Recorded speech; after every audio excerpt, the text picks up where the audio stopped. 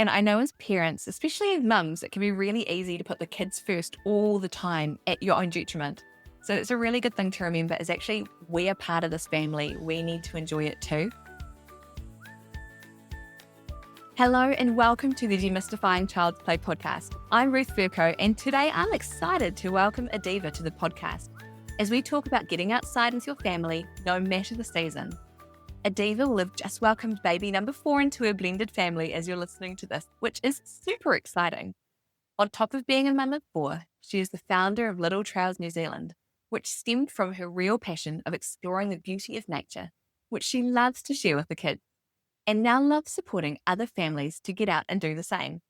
She describes herself as your typical mum, sharing what she learned through juggling the weekly grind. Through starting this journey, she's been able to connect with a lot of amazing families in a similar position, which might be the same as you too. Families who want to be able to disconnect from that weekly grind and spend time being able to be present and connected to their loved ones, creating memories to last a lifetime. Through using nature as a catalyst, she is passionate in helping it make it easier for every whānau, every family. So I can't wait to get into today. Welcome, Adiva. Thank you so much for having me. It's so good. Because as I was planning an episode myself about getting your kids outside, Adiva's Instagram popped up in my feed, and seeing her passion to get families creating memories outside, I thought it was an absolute no-brainer to have her here for this episode. So whether you're folding the washing, out on a walk, or multitasking around the house, let's dive on in and jump into Adiva's top 5 points to help you get your family outside more and enjoying it, no matter what the season is. So what would your first point be to help families get outside more? My first point would be the journey there. Make it fun. I'm sure that a lot of parents have heard their kids say, how long is it going to take? When are we going to get there? One of the biggest things that I've learned throughout the years is to keep them engaged. If you find something interesting, they'll probably find it interesting as well.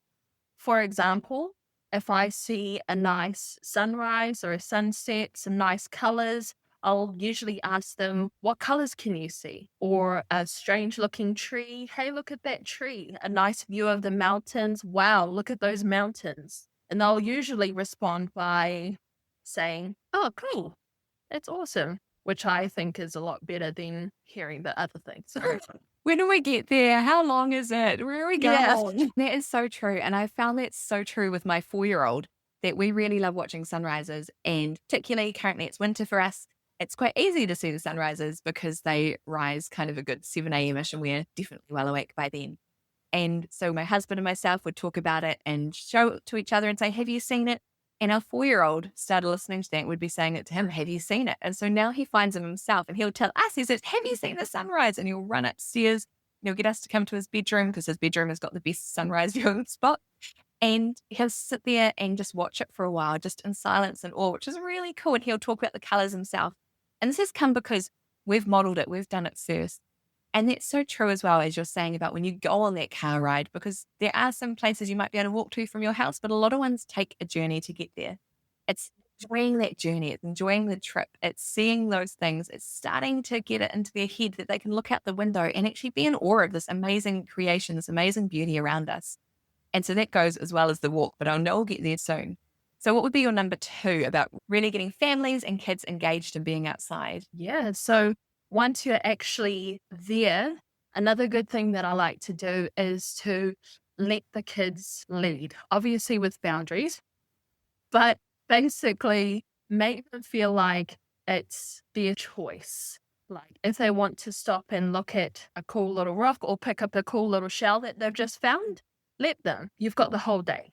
I think the last bit that you said there, you've got the whole day, is such a key, because if you're already into doing outside things before you're having kids, you kind of generally pack things in and you've got this mission and you're going to achieve it.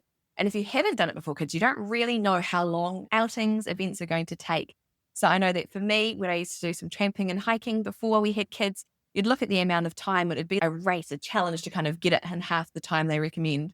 With kids, I learned very easily and very quickly that the best thing to do is triple the time. If it says a walk's going to take half an hour, give yourself at least an hour and a half to do it, because as soon as you're rushing, that's when everyone gets frustrated. And if you're going to the beach, for example, The first half hour, they might not be very engaged and they might not really be getting into it, but the longer you're there, the more they can get engaged into it and the more they can really get into that environment and enjoy it. So as you're saying, it's letting them take the lead. It's not rushing. It's not trying to get somewhere. It's not trying to get to that end goal. It's about the journey. It's about relaxing into it. It's about all enjoying that journey of the time you've got together and making it fun along the way. So giving them a chance to be the leader, as you said. One thing we do is we quite often will find a stick, and that might be the leader stick. And they feel like they've got all this power because they've got the leader stick as they go along.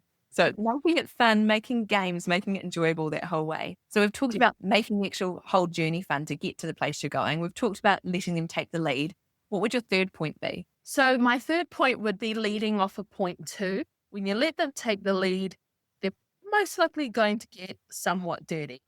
If you're at the beach, they'll probably get sandy, they'll get wet, you'll need some change of clothes, you'll need a towel. If you're at Saturday sports, they'll have grass on their shoes. You'll need a little bucket to keep all their clothes in. So make sure you take all of those things in the back of your boot. An umbrella for sure. Yeah. That is so key, is having that mindset that it is okay to get messy. It's okay to get muddy or wet or grassy, because especially with young kids, but older kids too, that's part of the experience. If you're trying to stay clean the whole time, you don't really get into it. And so having yourself prepared mentally and physically with having those belongings means you can actually relax into it a whole lot more. I know that if I take my kids to the beach or to the river, there's no chance of them not getting wet. Even if it's a really cold day, they will get wet at some point. And if I'm spending my whole time saying, don't get wet, don't do that, let's pull up your sleeves, oh, and it's just no fun for anyone. And so making sure you've got those extra clothes just makes it so much more fun.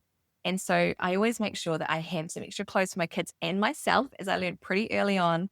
If you've got a child that has fallen in the water or anything and you pick them up suddenly, you've got wet all on you as well, and you're the one going home.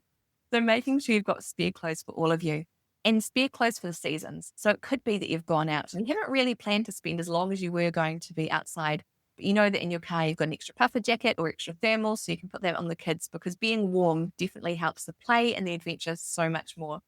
And just following on from that note, one thing I learned really early on is the joy of wetsuits at a beach.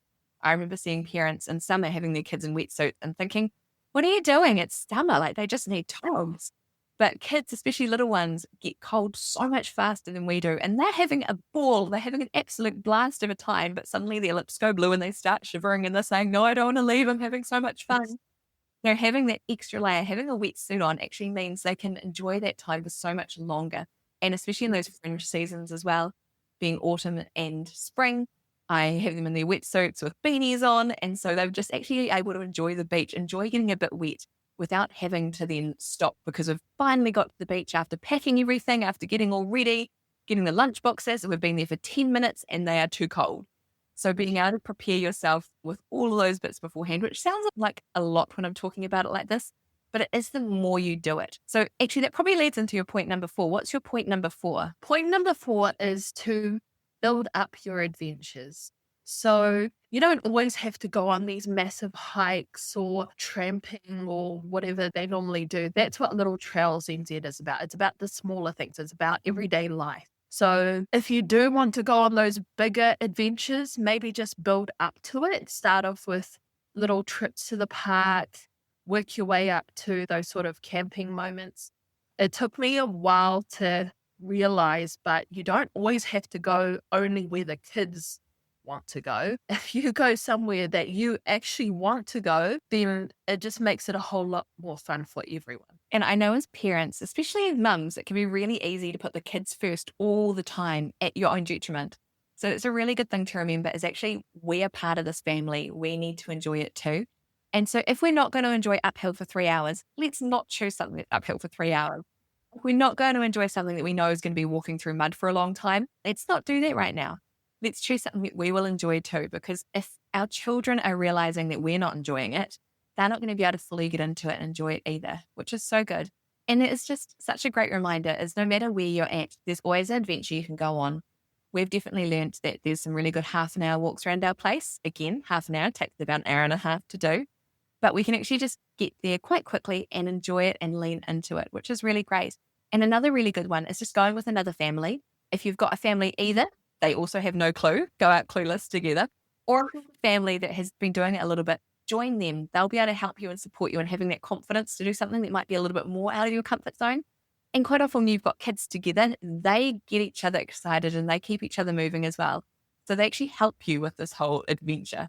So building up either on your own or with others can be so great. Okay, so we've had make it fun, we've had let them lead, we've had pack extra, we've had build up your adventures. So what would be your fifth point? The fifth point is the one that brings it all together, I think. Anyway, it's all to do with food. So the journey isn't always everything, but a lot of times we just need to stop and have something to eat together. And when I say eat, I mean making sure that you've packed some snacks, because food is very expensive nowadays, I've realized, with now having 4 kids. Even with just 2 adults, it's so expensive. So just have the food. You can all sit down. You can all talk about what you've seen together. Just have a little breather. Yeah. I definitely find that too. With 2 young boys, snacks is life. You cannot go anywhere without snacks. And so ensuring that you've snacked well. And so if you are doing something for a little bit longer, ensuring there's not just things that are sugary, ensure there's things that give them energy as well. Ensure there's a bit of fruit and variety. And if you're going on a walk, it's great having snacky things, which are lots of little things. Or if it's a picnic, like at the beach, you can have some bigger things, but thinking about what you're going to carry and what the kids are going to enjoy. So whenever we go out, if it is going to be more of an adventure, we get them to help us plan what they'd like for their adventure. We get them to think about what they'd really enjoy, what would make them go further, and generally would have something sneaky on us as well that they don't know about, because you sometimes get to that halfway point and you might just have a kid who is done and you're like, well, we're actually halfway. There's no making it shorter. So maybe having a few sneaky snakes or lollies with you just kind of helps you get along the way to that little bit more. And for our kids, they've got some tiny little backpacks and they enjoy carrying some of their own food. It gives them that autonomy. And also we let them choose when they want to snack. So sometimes they might choose to snack all at the start, and actually that's okay because we always make sure we've got extras. But again, it's leading back to taking the lead. They're getting to choose when they snack and what they do, which is really fun. Okay, so is there any overarching key point or one more thing you want to share that you'd love parents just to take on board if they're trying to adventure with their little ones? Saying just enjoy each other's company, because they grow really fast. I still think my kids are 5 and 6, but in reality, they're almost teenagers. So just enjoy every moment that you can. Such a good reminder. My kids are nearly 2 and 4. And it really does go so fast. Before having kids, everyone said, oh, enjoy the years. It goes so fast. You're like, oh, yeah, whatever. Oh, my goodness, it so does. My extra overarching point would be toilets.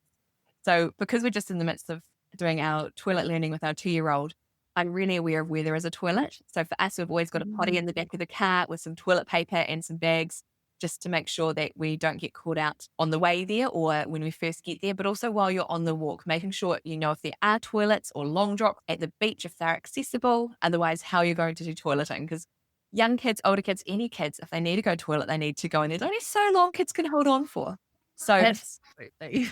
Yeah, that was one thing I really found going from nappies to undies, was suddenly there was these parks and walks and adventures that actually we weren't going to be able to do for a while, because beforehand it didn't matter if they needed to go toilet because they just used their nappy.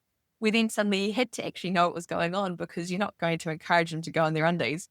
So knowing where the toilets are, and sometimes just being aware that actually some adventures you might not be able to do for a while because you're in a season of learning about the toilet, but they will be able to be done later. So Adiva, thank you so much for coming on today. I've really loved talking with you, and I love your keenness and passion about just making it easy, knowing that any adventure outside is a good one as long as you're prepared and if you're ready, and then you can enjoy it with your family and you can always build it up.